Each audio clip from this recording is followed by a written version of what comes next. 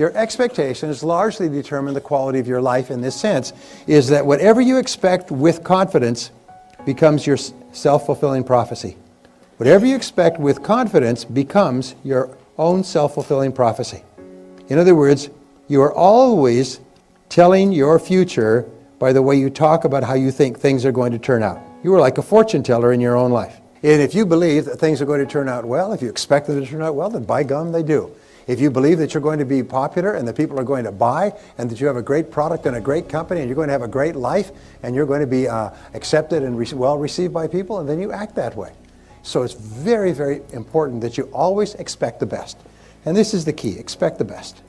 Expect the best. Expect the best of yourself. Expect the best of other people. But especially expect the best of people who look up to you. Interesting difference between winners and losers. Can you guess? Prior to every sales call or experience, both of them visualize and recall a memory. But winners recall their previous success experience and how happy they were about that. And non-winners recall their previous unhappy experience and how bad they felt and how depressed they felt and how unsuccessful and so on.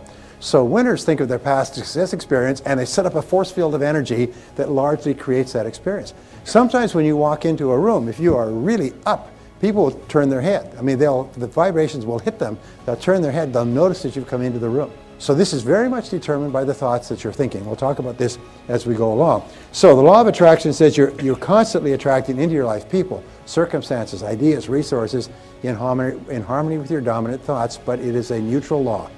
Nature is neutral in this sense. If you think negative thoughts and worried thoughts and anxious thoughts and angry thoughts, that's what you attract into your life. And so it's really important that you be aware of that. Sometimes just challenging one thought can transform your life. I'll give you a quick story. Once upon a time, there was a young guy, grew up in a family. His father was a Fortune 500 executive, extremely wealthy. This kid grew up, he had everything, he had servants, he had money, he had everything else. He grew up spoiled beyond belief. And his father was busy working and so on. But for one reason or another, he grew up and he was very spoiled. He was pushy, he was arrogant, he was rude toward the servants and toward other people. And the father realized he had raised a really spoiled, wastrel type kid because he never had to work for anything in his life. Well, the young man went off to college, completed college, reasonable grades. And then he came back and he said, "Okay, Dad, get me a job." Nice kid. The father said, "All right, I will get you a job." The father realized he'd made a mistake with his son, and he wasn't quite sure how to help him. But he got him a job with another Fortune 500 company, and the young man went to work. And after 18 months, boss called him in and said, "You're fired. We don't want you around here anymore. Your work is low level. You're not very competent. You're fired. Get out." Well, the young man was shattered. It's his first job. His friends have got jobs, friends working in large companies. He comes home. He's been fired. His father said, "Well, I'll see if I can get you another job." So a couple of months goes by, his father gets him another job.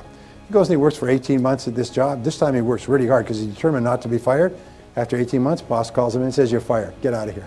We don't want you around here. You're worthless. You're no good." The kid goes home, and this time he's in mid-20s. He's really upset and angry. His father says, "Well, let me see what I can do. I'll call around." And this time he gets him another job.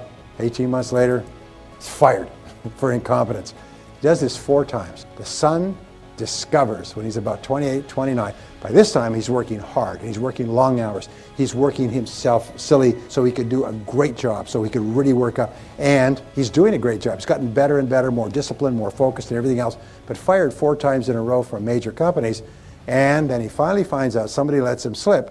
And he said, "Well, why am I being fired?" He said, "Well, that was the deal." He said, "What do you mean deal?" He said, "Well, the deal was I told your father I would put you on for 18 months, and he agreed as long as I would fire you at the end of 18 months. He said, "Quite honestly, you've done a fantastic job here, one of the best people we've ever seen, but that was the deal." This young man went home, and he's in his late 30s. He is so mad. He gets into a shouting contest with his father. He swears at him. He says, "That's it." He said, "I will never talk to you. I will never have anything to do with you the rest of my life." He walks out, leaves. He gets his own job this time with a Fortune 500 company, becomes a crack executive, moves up to a senior position. He's well paid, well respected. And at the age of 38, he's still mad. And he's talking to his spouse or something else on what his father did all the way in his 20s. His wife said, "Honey, did you ever think that maybe your father loved you so much he was willing to put you through all of that, knowing you'd end up hating him? But he did that to make you the kind of man that you've become today." And it was just like a whack in the face. And suddenly the son realized, in all honesty, he was a jerk when he came out of school, and that now he was a successful, highly respected person, and it would never have happened in the absence of those experiences. So he went to his father. He's now 38 years old. Father's about 60-something. Went to his father and confronted him and said, "Is this true?" And he said, "Yes." He said, "I hated to do it." He said, "But I realized I made a mistake in raising you, and I had to compensate for it. I had to make you the kind of person that you could be, and that would only happen with adversity. And so I was willing to lose you in order to save you." And they embraced, and they became the best of friends for the rest of their lives.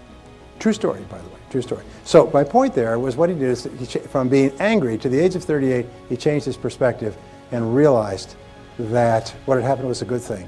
What happened was done out of love and not out of unkindness. My friend Wayne Dyer has this little one-liner. He said, "It's never too late to have a happy childhood." It's never too late to have a happy childhood. The work at the University of Pennsylvania says basically that we see the world based on what is called our interpretive style. And your interpretive style is the way you interpret things to yourself. So if you change the way you interpret things to yourself, your attitude toward everything changes. You've also heard it that the average person uses only 10% of their potential. Well, this means that there's fully 90% of your potential left untapped. Some people only use a small part of their potential, but imagine that you could earn twice as much, 3 times as much, 5 times as much, just by using more of your potential. Well, according to the Stanford Brain Institute, that did some studies on this, the average person really only uses about 2% of their potential. They're saving up the rest for some good purpose that we don't know yet. But the average person functions on 2%. 2% gets you the entire quality of your life that you have today. That means, by the way, average is 2%, some are less than that. Some use less than that. And what we do is we use it to get up in the morning, brush our teeth, go to work, go home, watch television. But we don't use it for very much. But let's just pretend and say we use 10% of our potential. Well, that means that your self-concept is limited to only 10% as well. We also know that each person has a series of mini self-concepts. Now, you have a self-concept for every part of your life or work that you consider to be important. For example, you have a self-concept for every sport that you play. You have a self-concept for how well you sell. You have a self-concept for how you dress and for how much you weigh. You have a self-concept for your creative ability and your memory, your ability to tell stories, your sense of humor. You have a self-concept for your appearance. You have a self-concept for any kind of musical instrument or anything else you do. You have a self-concept for how much money you earn. What they have found is that every person has a self-concept which is like a thermostat. And this self-concept with regard to money, you never go more than 10% above or below your self-concept level of income. If you earn 10% or more above your self-concept level of income, you immediately go into what I call throwaway behaviors. You do everything possible to get rid of the money. You give it away, you spend it, you go out for dinner, you buy champagne, you order drinks for everybody at the bar. That's why if ever you win a prize or something, the very first thing you think of, let's go on a vacation, buy a motorhome, get some jewelry. And 68% of people who win the lottery are broke again within 3 years. They have more money than they've ever had in their life, but it takes them so far out of their self-concept that they go just like a rocket that goes off course and starts to spin, and they go crazy. So if you earn 10% or more below your self-concept level of income, you engage in what are called scrambling behaviors, and you scramble to get your income back up. But once you're into that 10% range, well, plus or minus, you relax. And this becomes your comfort zone. This becomes your comfort zone. And the great enemy of human success is the comfort zone.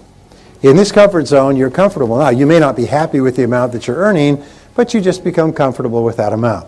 The only way that you can increase your income is to change your self-concept in relationship to income. And what we know is that your overall self-concept is determined by your self-concept in all the areas of your life that you consider important. We also know this, is that your self-concept is made up of 3 parts. Again, this is basic behavioral psychology. Number 1, it's made up of your self-ideal. Now, your self-ideal, like 3 wedges of a pie, consists of your values, it consists of your ideals, it consists of your goals, it consists of your hopes, it consists of your dreams, it consists of all those things that are inside you. And what we know is that there's a direct relationship between how clear you are about your goals and ideals and your self-ideal. What do we know about top people? Top people are clear about what they believe in, and they don't compromise their values. What do we know about little people, weak people? Is they're very confused about their values, and they compromise them for the slightest advantage. So my point is that people with a very clear self-ideal are much stronger, more powerful people than people who are unclear about their ideals. The second part of your self-concept is called your self-image. And there's hundreds of books on self-image psychology, but basically what they say is your self-image is the way you see about yourself and the way you think about yourself. Your self-image is called your inner mirror. Whenever you go to do anything, you check this mirror like a stage performer checking the mirror before they go on the stage. Before you go in to see somebody in a sales call, you just kind of check your inner mirror to see, how do I perform in sales calls? And your performance on the outside is largely determined by your self-image, 1-to-1. Remember that ratio. The third part of your self-concept is your self-esteem. Now your self-esteem is the most important part of all. This is the emotional part of your personality. This is what I call the nuclear reactor core. This is the energy source. This is the power in the human personality. Your level of self-esteem determines your level of vitality, energy, personality, sense of humor, creativity, personal strength, influence, persuasiveness, and so on. So your self-esteem is critical, and your self-esteem is defined as how much you like yourself. How much you like yourself is the measure of your self-esteem. How much you like yourself. Here's an interesting point, is whenever your self-esteem, your self-image, your personal performance is consistent with your self-ideal, the person that you would most like to be, your self-esteem goes up. Whenever you do anything that is consistent with the best person you could be, you feel happy, you feel proud, you have greater self-respect, you have more energy. Whenever you do something that's not like you blow up, you get mad, you swear, you do something that that's not consistent with the best person you could be, your self-esteem takes a hit. But when you start to act in a way consistent with the best that you know, your self-esteem goes up. Well, here's the most important part. The most powerful words you'll ever learn are the words, I like myself. I like myself. Whenever you say the words, I like myself, your overall self-concept goes up. Your self-image improves and your self-ideal clarifies. And as your self-concept goes up, your performance and your behavior at every part of your life goes up as well. They say the flip side of self-esteem, like a coin, is called self-efficacy in psychology. And self-efficacy is how competent you are. So whenever you do something well, your self-esteem goes up and you like yourself more. And the more you like yourself, the better you do. And the better you do, the more you like yourself. And the more you like yourself, the better you do, and you get onto an upward spiral. So what we found is the most powerful words that you can use prior to any event of importance are the words, I like myself.